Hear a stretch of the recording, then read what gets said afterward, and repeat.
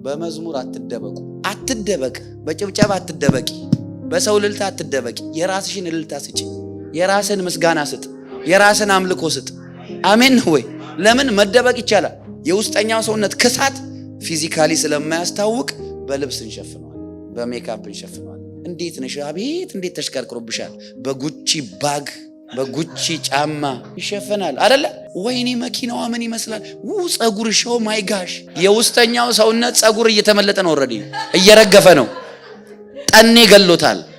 ዮሐንስ ወንጌል ምዕራፍ 4 ላይ ምን እንዳላት ታውቃላችሁ? ለዛች ለሳምራዊ ሴት ኢየሱስ እኔ ከምሰጠው ውሃ የሚጠጣል ኢየሱስ ይጠጣል። አሜን። እኔ የህይወት ውሃ ነኝ።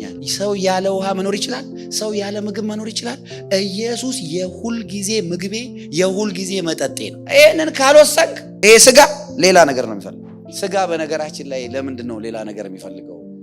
ይሄ ስጋ ያውቃል አፈር እንደሚሆን። ስለዚህ አብረን አፈር ኑን ነው። ማቴዎስ ምዕራፍ 4 ላይ ሰይጣን መጣና ርቦት አይቶት ምን አለው? ይሄንን ድንጋይ ምን አድርገው? ዳቦ አድርገው። ለምን? ሰይጣን ካልጠፋ ነገር ኢየሱስ ጋር መጥቶ ዳቦ አድርገዋል። ኢየሱስ ደግሞ ምን መለሰለት? ሰው ከእግዚአብሔር አፍ በሚወጣ ቃል ሁሉ እንጂ በዳቦ ብቻ አይኖርም። እና ኢየሱስ ታዲያ ምንድነው ዳቦዬ ያለው? እዛ ጋር ቃሉ ማን ነው? እግዚአብሔር ነው። የእግዚአብሔር ትእዛዝ ለኢየሱስ ዳቦ ነው።